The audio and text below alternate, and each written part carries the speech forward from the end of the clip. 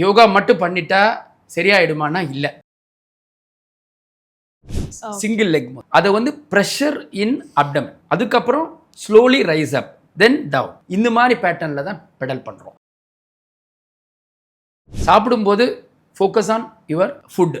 இதை தவிர்த்து வேறு எந்த தாட்டும் வரக்கூடாது. வேறு எந்த தாட்டோடு சாப்பிடக்கூடாது. டிவி பார்க்குறது, மொபைல் பார்க்குறத தாண்டி பாடி கண்டிஷன் என்னன்றதை master in front of the மாஸ்டர்ஸோட கைடன்ஸ், குருவோடைய. ஹெல்த் குரு நேயர்களுக்கு வணக்கம். எல்லாருக்குமே ஹாப்பி நியூ இயர். நியூ இயர்னு வந்துட்டாலே ரெசல்யூஷன் எடுத்துருவோம்ல. ஸோ அந்த ரெசல்யூஷனில் வந்து வெயிட் லாஸ் பண்ணணும், அப்புறம் வந்து மெடிடேட் ஸ்டார்ட் பண்ணணும், நல்லா ஒர்க் அவுட் பண்ணணும், ஹெல்த்தியாக இருக்கணும் அப்படின்னு வந்துடும்ல. ஸோ மெடிடேஷன் எடுத்துக்கிட்டோன்னா யோகா அது கூடவே ஆட்டோமேட்டிக்காக வந்துடும். யோகாவில் என்னென்ன ஸ்டார்ட் அப்ஸ்லாம் நம்ம பண்ணலாம், பிகினராக இருக்கோம் அப்படின்னா என்னென்ன விஷயங்கள்லாம் நம்ம லேர்ன் பண்ண வேண்டியிருக்கு அப்படின்னு சொல்லி இன்னைக்கு நம்ம கூட விரிவாக பேசுறதுக்கு யோகா இன்ஸ்ட்ரக்டர் திரு கிருபானந்தன் அவர்கள் இணைஞ்சிருக்கிறாங்க. வணக்கம் சார். வணக்கம். எப்படி இருக்கீங்க சார்? ரொம்ப நல்லா இருக்கேன். Same to you sir. அதே மாதிரி இந்த ஸ்டொமக்கில் இருக்கக்கூடிய ஃபேட் அப்படின்றது, அதாவது பெல்லி ஃபேட் அப்படின்னாலே பெண்களுக்கும் நிறைய இருக்குது, ஆண்களுக்கும் நிறைய இருக்குது. இப்போ சொல்லப்போனால் சின்ன சின்ன பசங்களுக்கு கூட இந்த பெல்லி ஃபேட் அப்படின்றது ரெகுலராக இருக்கக்கூடிய ஒரு விஷயமாவே இருக்குது. நம்ம என்னதான் லைஃப் ஸ்டைல் சேஞ்சஸ் அப்படின்னு வந்து நம்ம அதை சொன்னாலும் அதை எப்படி குறைக்கிறது அப்படின்றது ஒரு பெரிய கவலையாக இருக்குது. ஸோ ஸ்டொமக்கில் இருக்கக்கூடிய ஃபேட்டை, அந்த பெல்லி ஃபேட்டை வந்து நம்ம டார்கெட்டை, இந்த மாதிரி டார்கெட்டடான யோகா போசஸ் பண்ணிங்கன்னா அது குறையும் அப்படின்னு ஏதாச்சும் இருக்கா சார்? இருக்குது, கட்டாயமாக இருக்குது. அதாவது பில்லி ஃபேட் அது வந்து குழந்தைங்களுக்குள்ளே ஆரம்பிக்குது. காரணம் என்ன அப்படின்னு பார்த்தீங்கன்னா ஜங்க் ஃபுட்டு தான், நோ டவுட்டு. நம்ம சாப்பிட்றோம், டிவி பார்த்துட்டே சாப்பிட்றோன்னா நம்ம சாப்பிட்டுட்டே இருக்கோம், நமக்கு தேவையான அளவு ஜாஸ்தி சாப்பிட்றோம். ஆனால் அது ஃபுட்டு வந்து அந்த நம்ம ஹெல்த்தி ஃபுட்டாக, நியூட்ரிஷன் ஃபுட்டாக நம்ம பார்க்க மாட்டோம்.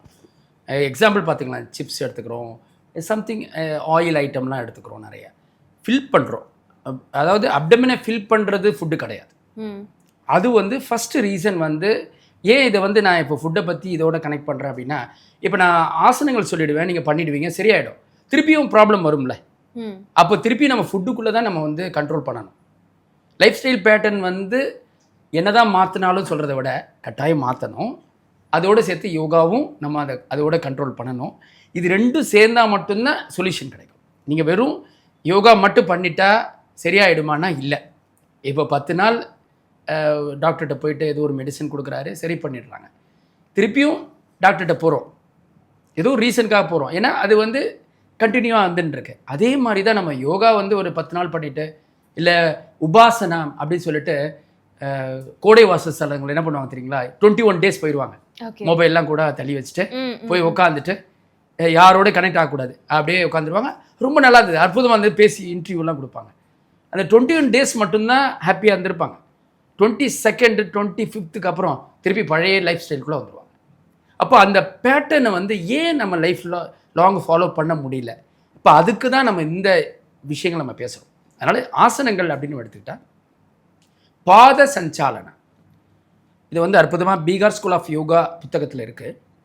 அதாவது சைக்கிளிங் நம்ம சொல்லுவோம், ஜென்ரலாக நம்ம வந்து த்ரெட்மில்ல போடுற சைக்கிளிங் தான், பட் அது இல்லை, அது ரிலேட்டட், பட் அது கிடையாது. இது படுத்துகிட்டே நம்ம பண்ணுறோம்.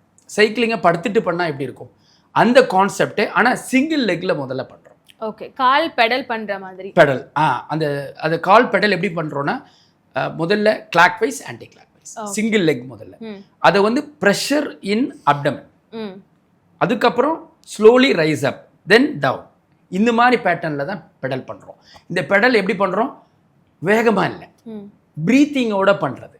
ஓகே, இப்போ ப்ரீத் இன் பண்ணால் நம்முடைய அப்டமன் என்ன ஆகும், ஏர் பலூன் பெருக்கும், ஆடுற மாதிரி ஆகும்.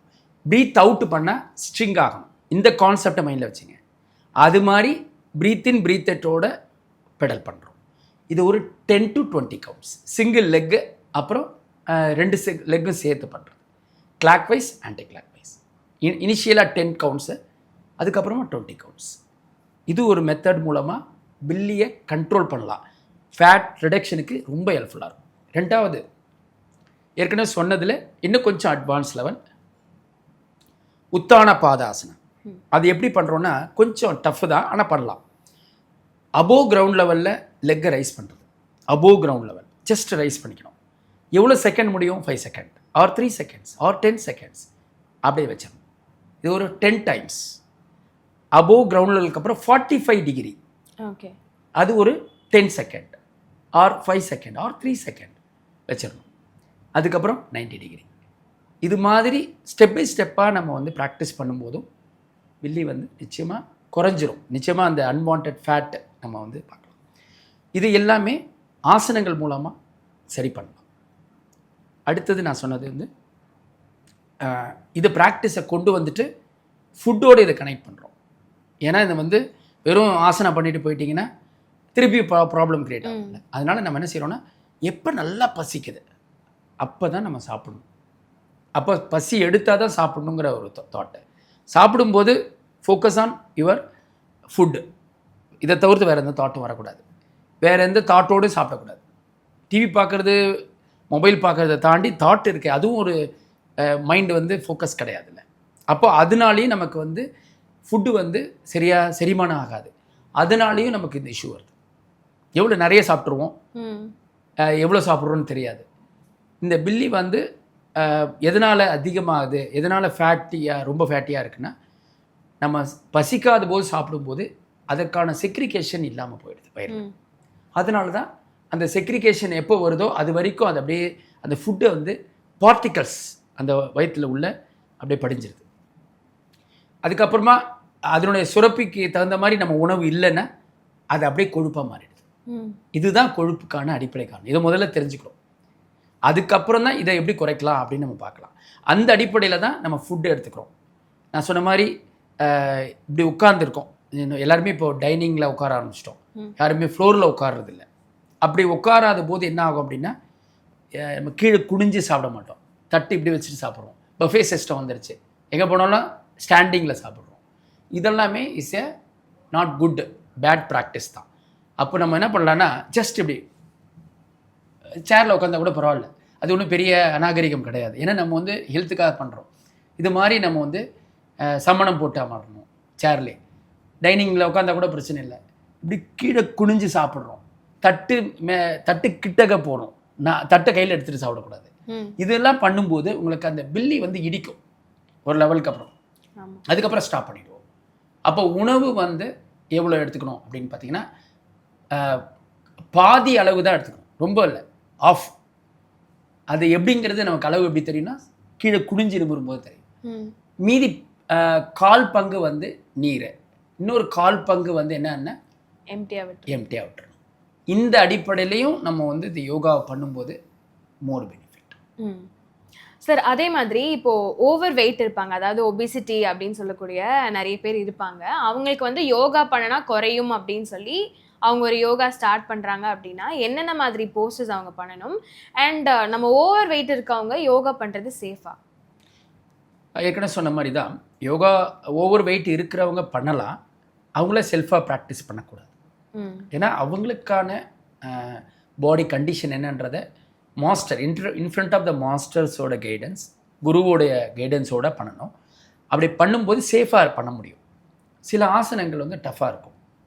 எளிமையான ஆசனங்கள் முதல்ல பண்ணணும். முதல்ல கால் விரல்களை வந்து மூமெண்ட் கொடுக்கறது, toes movement, feet movement, ankle movement, அப்புறம் வந்து நம்முடைய மசில்ஸ் மூமெண்ட்டு, இது மாதிரி வார்ம் அப் முதல்ல ஸ்டார்ட் பண்ணுறோம்.